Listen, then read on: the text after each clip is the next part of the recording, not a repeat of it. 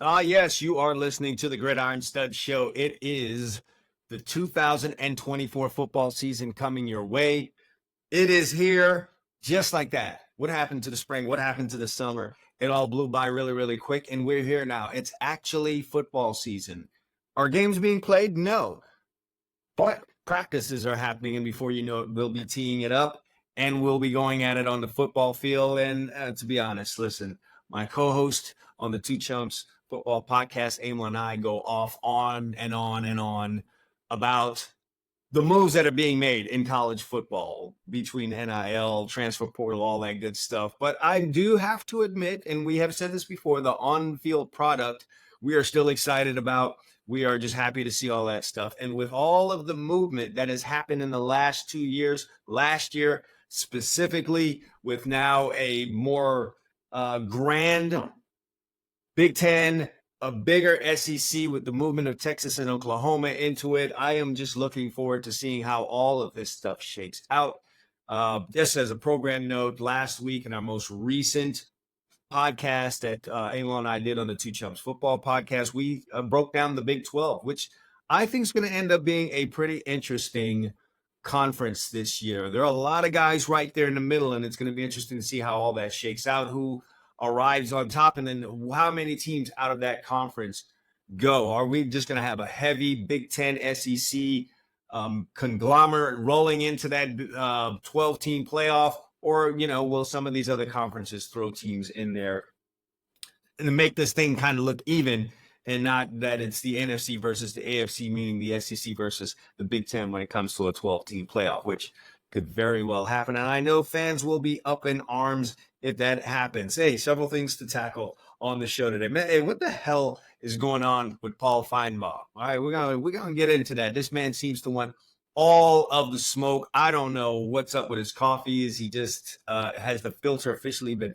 broken on this older gentleman? We're gonna jump into that. There have been even more legislation. I know I opened up talking about how there have been big changes in college football. They are not done yet. They are ever going and growing. And we need to talk about this change that has been made now to scholarship limits in the Power 5 conferences and how that is going to affect football. We need to talk about that. There's more ongoings and speculation about Deion Sanders as it pertains to Colorado. Will he stay or will he go?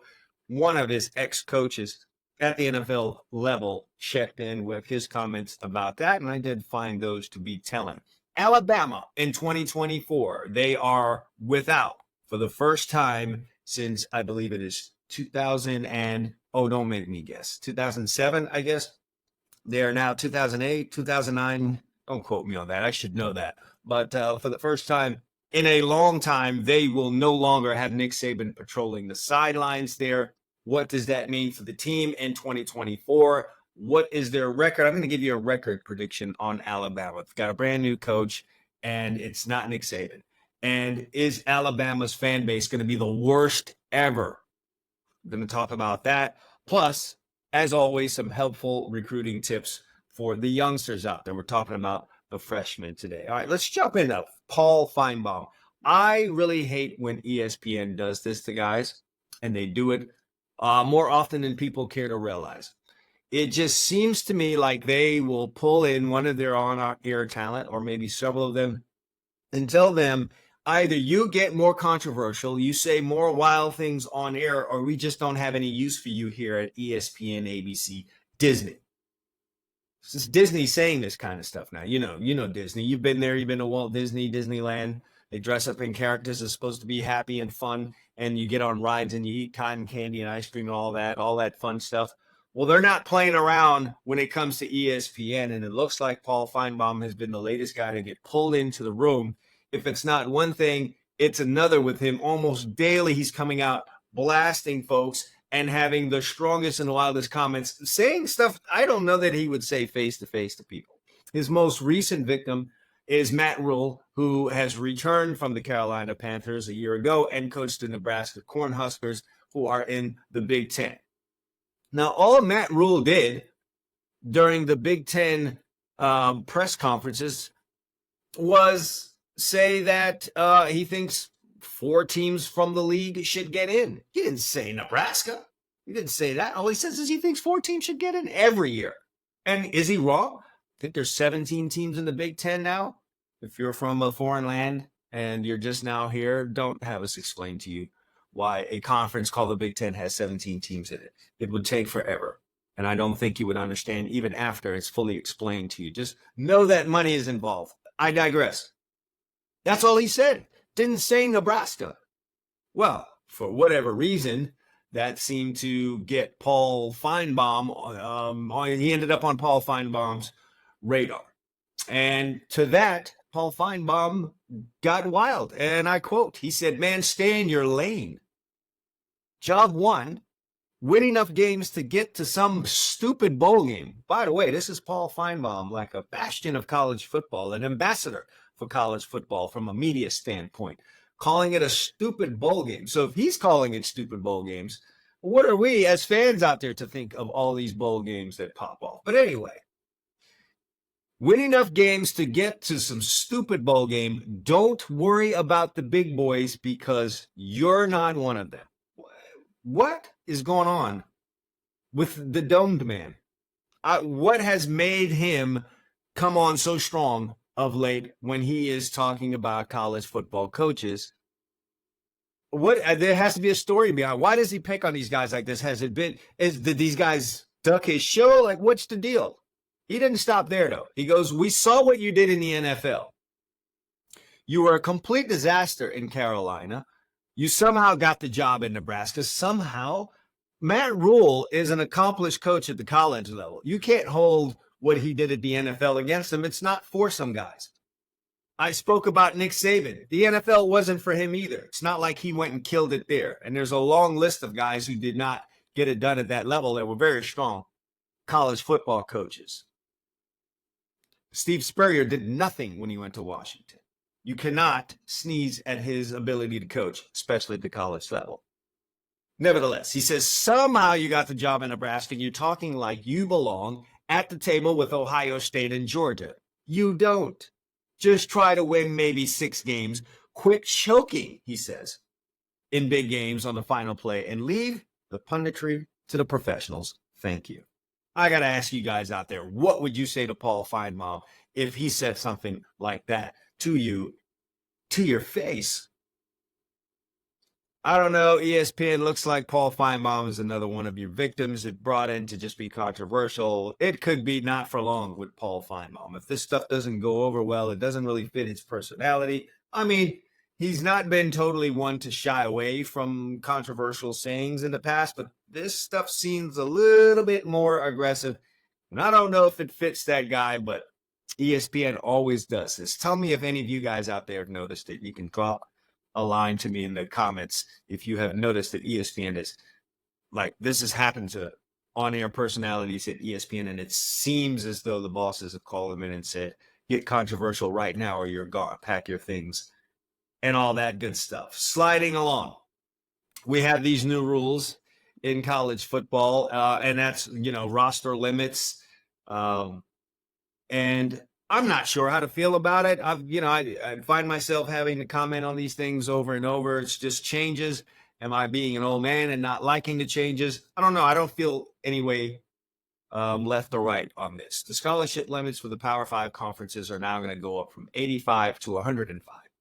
And apparently the rule is you now have to be on scholarship, basically, to be on the football team. So this has effectively eliminated walk-on, something that I'd heard the colleges talking about, or at least the NCAA talking about. One of the things they seem to want to regulate, because they've been completely on the sidelines as all these other things have been rolling out. But apparently they're sticking their nose in this one, and they have come to the conclusion that it's best to have all the players on scholarship on the football team, and you can't have anything outside of that. And for your troubles, guys, we're going to give you 20 more scholarship players on your roster. So increase your budgets. And as you guys may or may not know, they're going to start paying those players essentially salaries coming in 2025, I believe it is. But these new scholarship limits are also for the 25 season, not this 24 season. And this has upset Dabo Swinney, as has most things of late that have happened in college football. He says, I quote, "It's frustrating talking about, first of all, being able to field a team." He really, and I will say this, Clemson has really benefited from the walk-on system. They have one of the most robust walk-on systems at the Power 5 level. All right.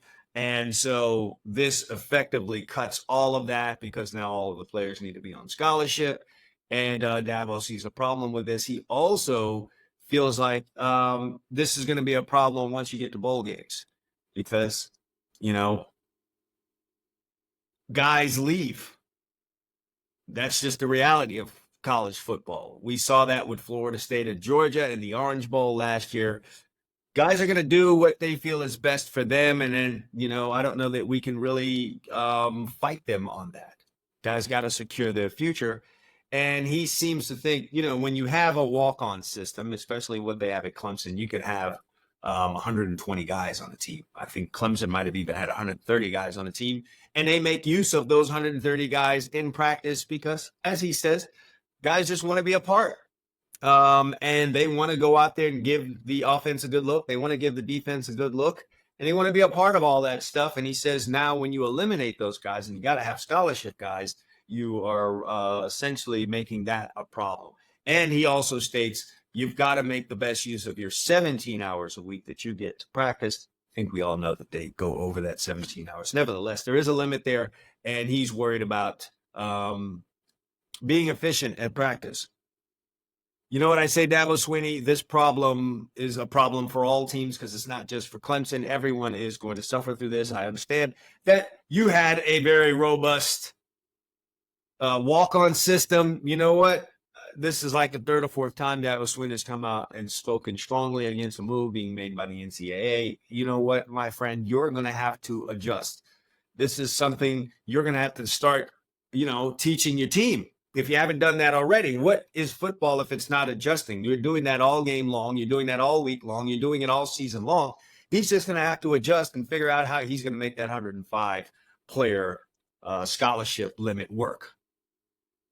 Miami's going to have to do it. Florida State's going to have to do it. Georgia will, Alabama, Michigan, Ohio State, everyone. All of your contemporaries are going to have to deal with this. I suggest, Dabo, that you just figure that whole thing out. I don't know that complaining about it at the ACC day, media day, is going to change anyone's mind. And we pretty much know when the NCAA gets their mind made up on something, that's just the way the hell that it's going to be. And Dabo Swinney, buck up.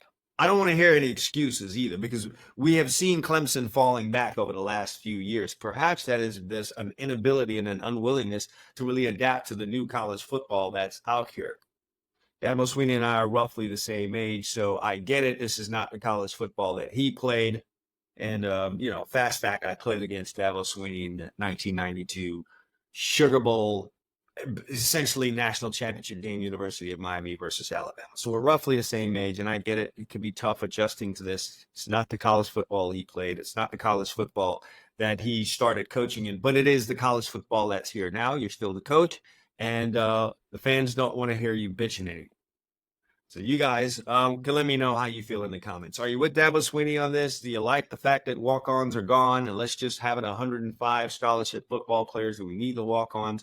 I'd love to hear from you guys out there. It's just one of those things where you're going to agree with Dabo Swinney because I know for by and large, folks tend to not agree with him, at least outside of South Carolina, at least outside of Clemson, South Carolina. But do you agree with Dabo Swinney on this one? Do you like the scholarships at 105 and no more walk-ons? You think this is a good thing for the NCAA? I will throw a little bit of this in there, and one of the big reasons and considerations that I think the NCAA has in this kind of roundabout way gotten rid of walk-ons has something to do with what they saw the University of Florida do with Kamani McLean. They turned this Colorado offshoot, and I think we all know the Kamani McLean story by now, 5-star defensive back in the class of 2024, out of Florida that ended up in Colorado with Deion Sanders. Things didn't work out for one reason or another, whatever side you want to take, McLean's side or Colorado and Deion's side. He ends up going to Florida, but He's not on scholarship at Florida. Now, mind you, this is a recent 5-star guy. He's not on scholarship. He has NIL deals that will pay for his school. So I think the NCAA may, in a roundabout kind of way, trying to head off the future of such deals and moves being made. I think other teams and programs would have seen that and said, oh, aha, there's a loophole.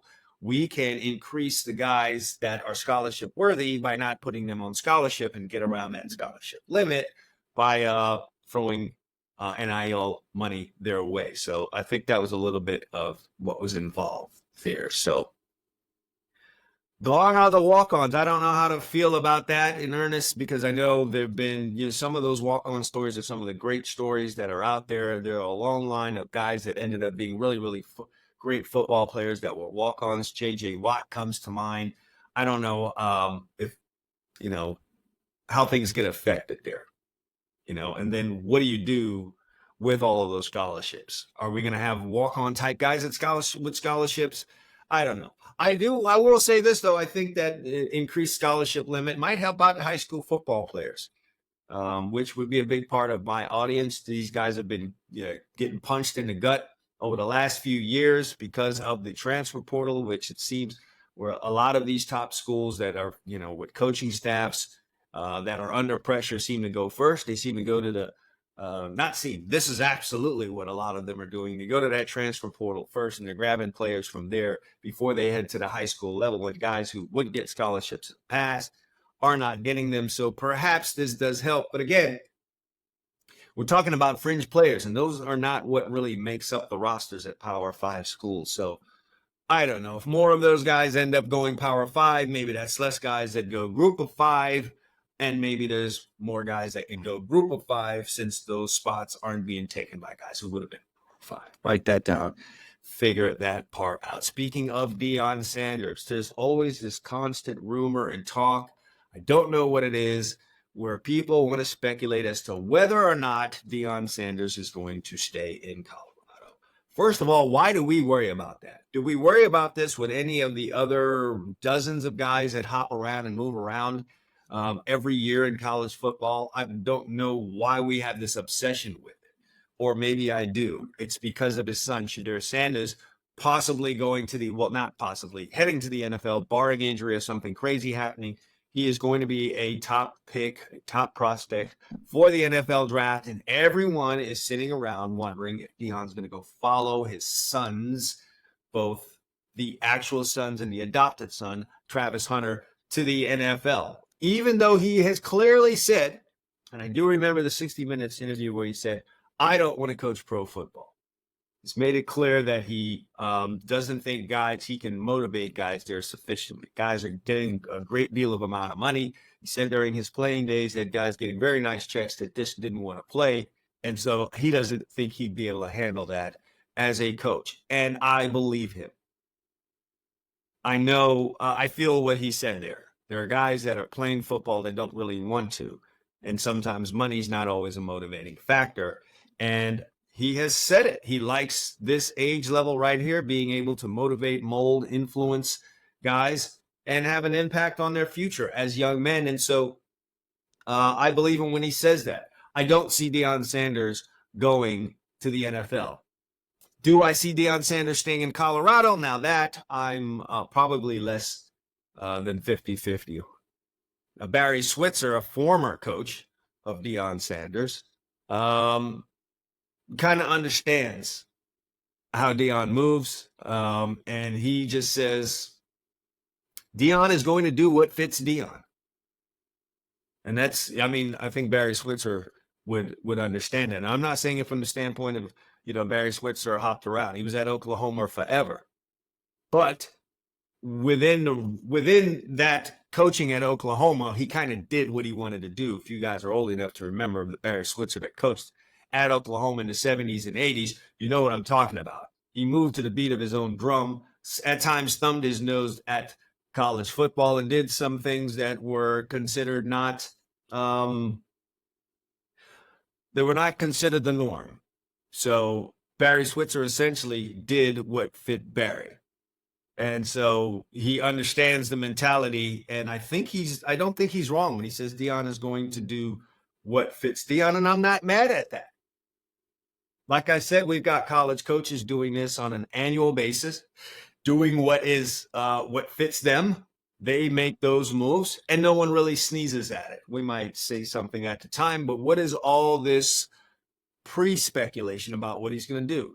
Right now, Deion Sanders is the coach at Colorado. I think he's committed to turning them around. Obviously, his sons are there. I think if there's still work to be done there, I think he would remain past him being there. But how much longer? I don't know. I don't know that any more than how long Lincoln Riley is going to stay at USC. We have no idea. We don't know. How long will Dabo Swinney stay at Clemson? We have no idea when it comes to these guys. How long will Sarkisian stay at Texas? We don't know. I just don't see the constant speculation on those guys. So let's just let Deion Sanders coach the 2024 Colorado Buffaloes and leave it at that. You guys can go on talking about how bad you think they're going to be this year and how they're overrated and Deion's overrated and Shadur is overrated and Travis Hunter is and all that. You guys can get back to that discussion. I just think it's foolish for you guys to be trying to speculate as to whether or not he's going to be staying in Colorado. Of course, that's another thing you guys could talk about in the comment section right there. Do you think Deion Sanders will be in Colorado, let's say 3 years from now? Do you think he'll be the Colorado Buffaloes head coach 3 years from now? Do you think Deion Sanders is going to go to the NFL and follow his son Shadur? Is that what you think is going to happen? Talk about it there in the comment sections. Let's talk about the Alabama Crimson Tide. That is going to be, they're going to be big front and center this season for obvious reasons. I'm on record as saying it. I had felt like this was the end for Nick Saban. There were just some things that he was showing me throughout that season. And Emil and I do a lot of predictions on the Two Chums Football Podcast. And by the way, we've just decided that's the kind of show that we're going to be 100%. We're on the gambling kick. All right. Since we make a bunch of predictions, let's just leave it at that. And one of the predictions I made is that this would be his final season. Just the way that he was moving throughout it. And then what I saw from him after that loss to Michigan, it just seemed like that was it for him. So he's going to be gone. And now we've got a new guy for the first time in many, many years in Alabama, Kalen DeBoer, coming over from Washington, a qualified coach. I think he's a solid coach. But what about this first year for him in Tuscaloosa? I've also said that I think the Alabama Crimson Tide faithful, the fan base, is going to be perhaps the worst we have ever seen. We have seen the likes of some of these schools that were darlings prior to social media, Miami, Florida, USC, and we moved into the social media era and they weren't winning like they were before. And we saw what those fan bases are like, especially on Twitter. They were just a tornado. They're just really difficult to deal with. Well, who in college football has had more success than Alabama over the last decade plus? How is that fan base going to handle falling back from those Saban years? And I don't want to say that that's for sure going to happen because, again, DeBoer is a very good coach. It's not Nick Saban. Nick Saban is an all-time great. I don't even want to say arguably he's the best college football coach we've ever had in the history of the game. And so anyone following that is going to be less than that.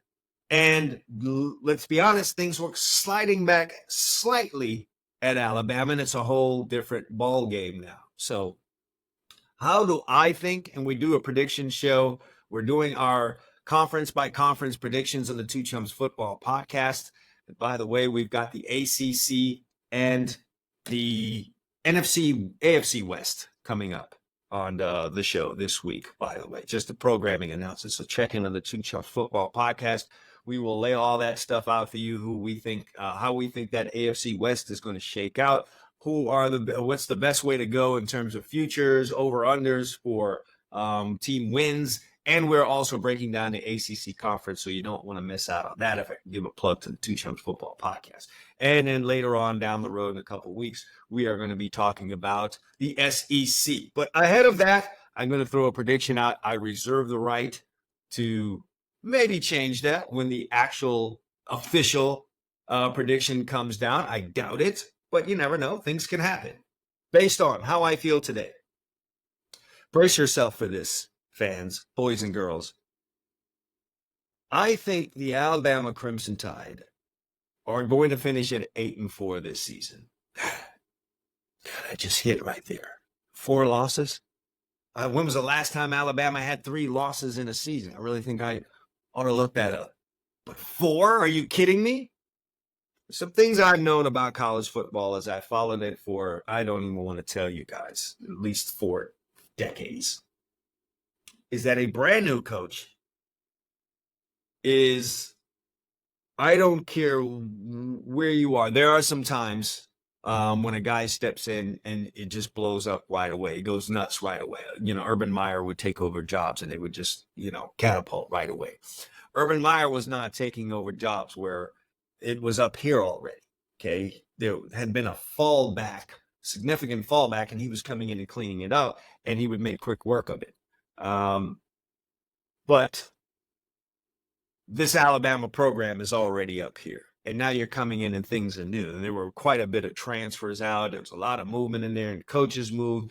There's just a lot of new there. And then on top of that, yes, you have a returning quarterback in Jalen Milroe, but he's not he's not a highly experienced. This guy's first year starting was last year. So he's kind of rolling through.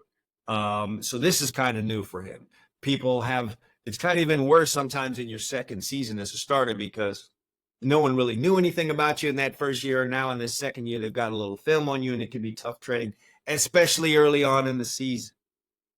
I'm not one to really go through a schedule and try to give you which games they're going to lose, as we go down, because you never know what someone else is going to be. But for the sake of the program, I am going to do that.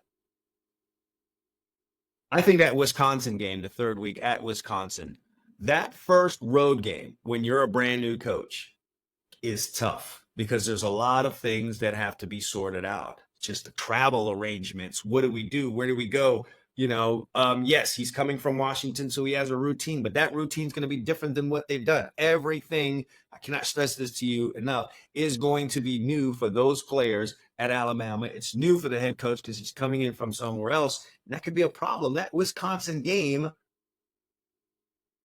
September 14th at Wisconsin, could be tough. And this is typically not something that Alabama really does like that. Don't really go out of conference and travel like that. That could be a tough game. Now, if they lose that game, they're for sure 8-4 football team. Could be 7-5, which would be crazy.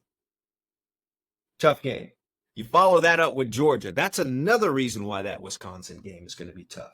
Yes, the gods have given them a bye after that Wisconsin game, but there is going to be this urge to kind of look past Wisconsin, even though you've got a bye week before Georgia, and start thinking about the Bulldogs, who have been your biggest nemesis in the conference.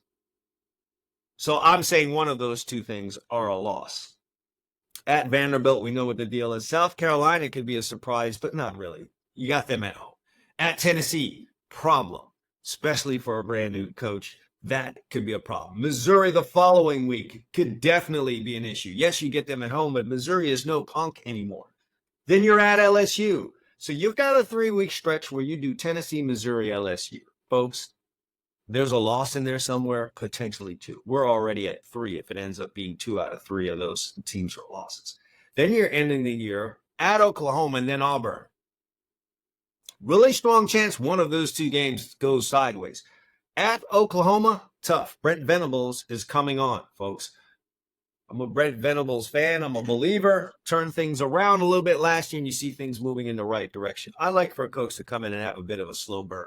Those guys that come in and go straight from, they were 7-5 or 6-6, straight to 11 wins, they tend to flame out pretty fast. So I like the way things are moving in Oklahoma with Brent Venables. Very, very tough game, and if you survive it, you've got the Iron Bowl with Auburn, which it doesn't matter how well Auburn is doing, how well Auburn is playing, who Auburn has. It's a tough football game. And again, you've got a guy coming from Washington. This is his first taste of this. I don't know if you get through Oklahoma and Auburn with 2 wins. So as you could see, there's a strong chance for what I'm talking about, and that's 8-4, and that would just blow people's minds. And then we got to have this whole big debate about, does Alabama get in with 4 losses?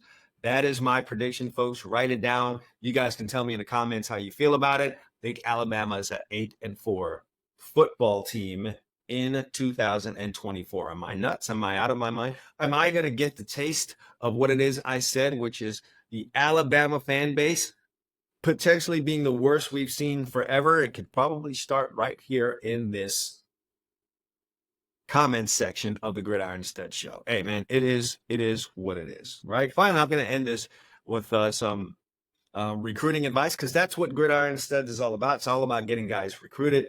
And just, it's a good time for me to let you guys know that if you're a high school football player, and you're not on the Gridiron Studs app, first of all, what are you even doing? What are you even doing?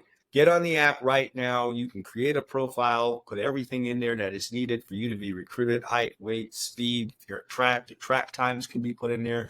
Put your stats in there. You put your highlight video, put pictures, you can put a bio. You have a recruiting status that you can update. You can put in a list of your offers if you have any. Just so much information can be put in that profile for you. Help yourself get recruited, because I've got college football coaches in the Gridiron Studs app right now using the filters and looking for players all over the country. They can search, and if you're a college football coach that's not yet on the Gridiron Studs app, I would strongly urge you to get on there and do that right now, guys. There's great filters. You can find players in cities, states. You can find them by GPA.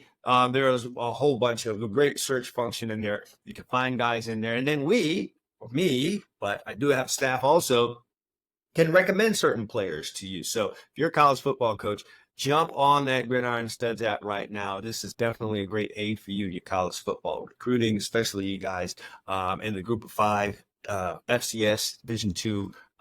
Great for you. And of course, for our Power 5 guys, because we've got guys all over the country, thousands and thousands of recruits on the Gridiron Studs app. All right. So you guys, your young ones out there, or your parents of your young ones, you've got a freshman going in there and you have been trying to pay attention and try to be ahead of the game and figure out what are the moves that need to be made once my young one gets into high school, or when I, as a young guy, hop in as a freshman. I know I want to play college football one day, and I want to be ahead of the process and not be the typical teenager that starts thinking about these things in the middle of his junior year and think, oh, everything's going to fall into. The advice is very, very simple. Number one is focus on your academics. Okay. I know that sounds cliche. I know this is something maybe you've heard from your parents and the coaches, and you just, oh, that's just in one ear and one out. They're just saying that they want me to be smart. No, focus on your academics. In that freshman year, you can do major damage to your GPA that will be more and more difficult to overcome as you start piling on more and more classes as a sophomore and a junior. All right. If you know anything about math, it's going to be hard to change that GPA going down the road if you screw it up as a freshman. So form good habits. Put yourself in the right frame of mind as it comes to academics, because you don't want to be struggling with that stuff down the road.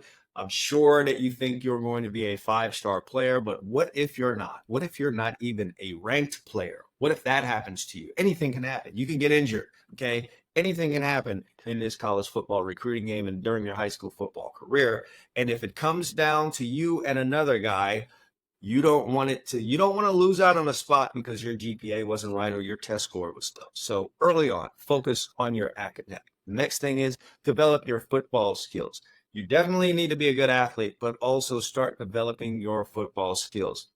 As a freshman, maybe you aren't in your final position right away when you get in there, but just be a good football player. If you feel like you are, if you feel like you're a defensive back or you're a running back, okay.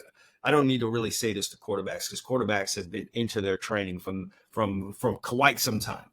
But you need to get skillful now at your football. I'm not really big on guys having trainers way early in their career. I think that stuff gets overdone. But now that you're hitting high school, get the proper coaching, develop the proper skills, know how to tackle as a linebacker, know how to play defensive back, know how to backpedal, be very good at your press man stuff, have good ball skills if you're a wide receiver, and know how to make your cuts and your blocks if you're a running back or offensive lineman. Get skilled at your position. And then here's another one that might be controversial, but it's Guys want to join a competitive high school program. And sometimes this might bother high school football coaches. You know, the kind of high school football coaches that get bothered when they hear this or when I say this kind of stuff. It's the kind that aren't really trying to do anything at the high school level. They just want to pick up a stipend or get their little extra money for coaching high school football. They're not trying to be that competitive. Oh, but they would like their good players to stay there. If your high school football program does not seem motivated to be a championship program and develop you, or be on board with trying to get you looks like colleges and get you scholarships, then you might want to start thinking about going to a more competitive program. This one is not moving on the same wavelength as you. They just want to have high school football, but they're not really trying to get you to that next level. If that's your program and you don't see any end in sight, you don't see a turnaround, you're not seeing it nudging in that direction, in this day and age, man, you can't afford to just take one on the chin and stay there for 4 years and lose out on your opportunity to play high school football. If you're putting in the work, you're putting in all the time, trying to get yourself to the next level, it'd be nice to have some help from your high school football coach and football program. So join a competitive high school football program. The next thing is create a highlight reel. All right. Yes, you haven't gone in there yet, so you don't have anything. Yes, you might go in there and you're not a varsity football player. That is going to be the majority of freshman players. And don't kill yourself. Don't put pressure on yourself to be a player on varsity as a freshman. It'll, sometimes guys, it happens for them late. Sometimes you're going to see a guy going crazy as a freshman and he'll just fall off. Whatever the case may be, if you end up being on the freshman team or the JV team, make a highlight video for what you did there. Does that mean that's the highlight video you're trying to send to these colleges and they're going to recruit you off of that? No. But it puts you in that process and gets you trained on how to make that highlight video and take it seriously. Make it the right way. And on the Gridiron Studs YouTube channel, there are plenty of videos on how to make a great highlight video. I suggest you watch those videos, you get that information, and you make the best freshman football or JV football highlight video that you can make. So now when you get to varsity and it starts to get for real and you're out there playing for real, it's nothing for you to make that highlight video. You don't want to be trying to learn that at that point. You want to already know how to do this stuff by the time you get around to your serious Friday night playmaking era of your high school football career. All right. So use these early years to practice that and make really, really good highlight videos. You know what? You may really enjoy that whole process. All right. Even though you're a freshman, after you finish that freshman campaign, go attend the combines and the camps. Don't think you're too early for that. You can go to the smaller ones. You can go to the smaller schools. You don't need to go to the Clemson and Michigan and Ohio State camp unless you got the money for that and the time for that and you want to do that. Maybe concern yourself with more schools that are a little in your range at this point. You're still a freshman. Go figure out how those camps work.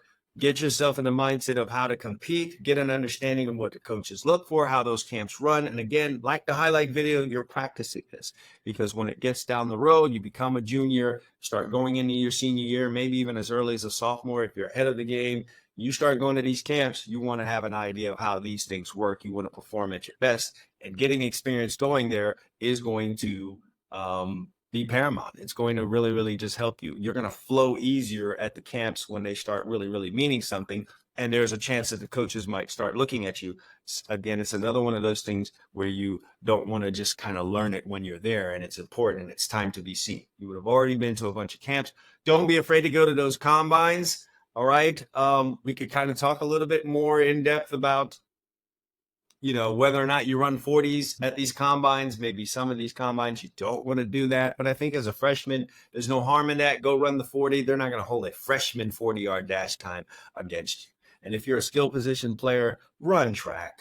Go run track. Stop running away from track. Yes, track workouts are hard. Yes, it's embarrassing to come in 8th place in a race in track. Let your ego aside. 8th place today is 5th place tomorrow, is 3rd place down the road.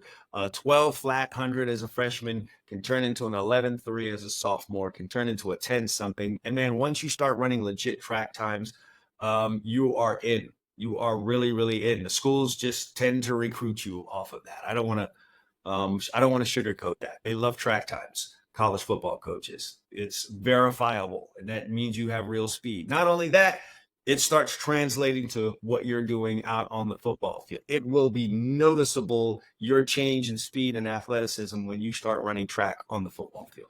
It will be noticeable. You will jump out on the field. So put yourself through the mental stress of the workouts, put yourself through the social stress of, you just weren't Usain Bolt when you first went out there.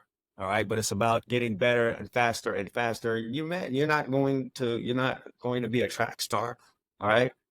That's not what you're in this for. You're using it to get better at your sport. I think most athletes, if they are not in season during track season, should compete in track. There's just far too much evidence there of how much it helps you. All right. So those are the important things for you going into your freshman year. So if you're a freshman, definitely take note of that. Look to follow all of those steps. And if you're a parent of freshmen, these are definitely the moves that you want to make. So while you still have control over that youngster, you definitely want to push him into all of these areas right here. You want to keep track of that. You want to make sure that you are making these moves, because I can assure you it's very hard trying to make up these things down the road. You're not trying to make up the academics the junior year. You're not trying to figure out how to make a highlight video your junior year. You're not trying to figure out how do you compete and what do you do and the ins and outs of a camp your junior year. You want to already be a pro at that, and that's how you're going to ace these things and do really, really well at them when the time is really, really important to do that. All right.